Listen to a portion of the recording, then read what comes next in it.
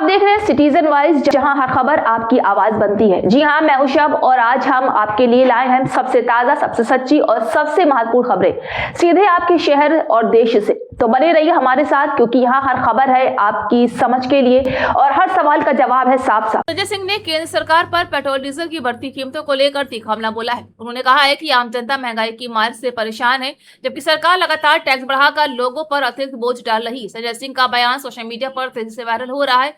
उन्होंने आरोप लगाया है कि पेट्रोल और डीजल की महंगाई का सीधा असर खाने पीने की चीजों और रोजमर्रा की जांच पर पड़ रहा है। इससे आम आदमी की मुश्किलें लगातार बढ़ती जा रही हैं। नमस्कार, जय हिंद साथियों। कई दिनों से मैं देख रहा हूं गोदी मीडिया वाले बेचारे बहुत परेशान हैं। उनको रातों की नींद नहीं आ रही है, परेशान हो गए बेचारे। कह रहे हैं 1000 करोड़ रुपए हर दिन कंपनियों का घाटा हो रहा है, 1000 करोड़ रुपए हर दिन कंपनियों का घाटा हो रहा है। क्या आपको छाती नहीं पीटना चाहिए? क्या आपको अपना सर नहीं फोड़ लेना चाहिए? अरे क्यों नहीं, अगर डीजल पेट्रोल के दाम 3-3 रुपए बढ़ गए तो उसको क्यों नहीं बर्दाश्त करते?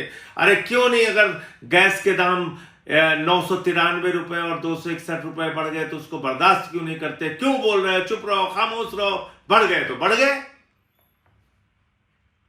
ये तर्क दिया जा रहा है गोदी मीडिया के द्वारा। तो आप लोग ये समझ सकते हैं कि ये गोदी मीडिया दरअसल किसके लिए काम करता है, दिन रात किसका प्रोपेगेंडा करता है, दिन रात किसको बचाने के लिए लगा हुआ है। जिन टीवी चैनलों को आप ये मानते हैं कि इसमें कही गई बात भगवान की कही गई बात है, उन टीवी चैनलों की क्या विश्वसनीयता है? आपको पता है 12 साल में इस देश की जनता से प्रधानमंत्री नरेंद्र मोदी जी की सरकार ने 44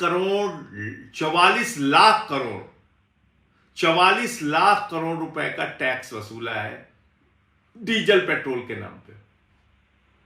और ये जो कंपनियों का रोना रो रही है गोदी मीडिया, उन कंपनियों ने 3.5 लाख करोड़ रुपए का मुनाफा कमाया है। कब कमाया है? जब कच्चे तेल का दाम $30 प्रति बैरल था। अंतरराष्ट्रीय बाजार में जब कच्चे तेल का दाम कम था, $20 $30 प्रति बैरल था, उस वक्त भी आपको महंगा पेट्रोल और डीजल हिंदुस्तान में बेचा गया और मुनाफा कमाया गया। हजारों लाखों करोड़ रुपए मुनाफा कमाया गया। तब तो कोई गोदी मीडिया वाला छाती नहीं पीट रहा था, तब तो कोई गोदी मीडिया वाला सर नहीं पटक रहा था कि बाप रे बाप, इतना मुनाफा जनता से कमाया जा रहा है। क्यों जनता से इतना मुनाफा कमाया जा रहा है? क्यों मोदी जी डीजल पेट्रोल का दाम कम नहीं कर रहे हैं अगर अंतरराष्ट्रीय बाजार में कच्चे तेल का दाम कम है? किसी भी गोदी मीडिया ने बात नहीं कही। तो अब क्यों आप लोग सर पटक रहे हैं? इसलिए कि मोदी जी के हर गलत निर्णय का बचाव करना है। मोदी जी चले गए विदेश यात्रा में, आपने देखा होगा उनका वहां अरब में गले मिलते हुए। यहां तो कपड़े से पहचान लेते हैं मुसलमानों को, आपने देखा होगा वहां किस तरीके से गले मिल रहे हैं जोर जोर से, जैसे मेले में बिछड़े हुए भाई। देखा होगा आपने। और आपको सलाह देकर चले गए सोना ना खरीदना, खाद ना खरीदना, खाने का तेल ना खरीदना, गाड़ी का तेल ना खरीदना, वर्क फ्रॉम होम करना, विदेश यात्रा ना करना, सब सलाह देके चले गए। अब गोदी मीडिया लग गया अपने मालिक की चमचागिरी में कि अरे भाई, जब कह के गए हैं तो मान क्यों नहीं रहे हो तुम लोग?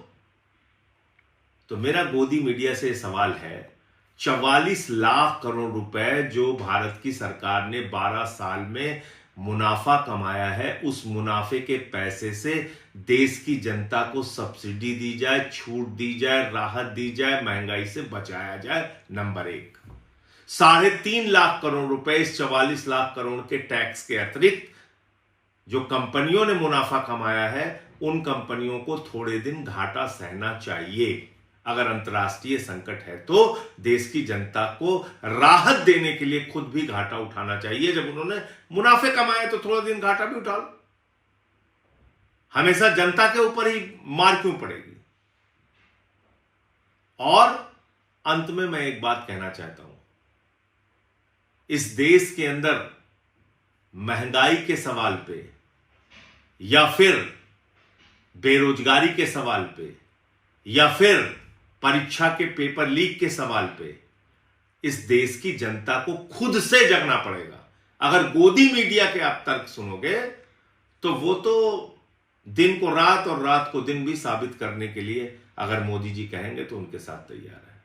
अपना खुद से दिमाग का इस्तेमाल कीजिए और किस तरह से आपके साथ छल किया जा रहा है, किस तरीके से आपकी जेब काटी जा रही है,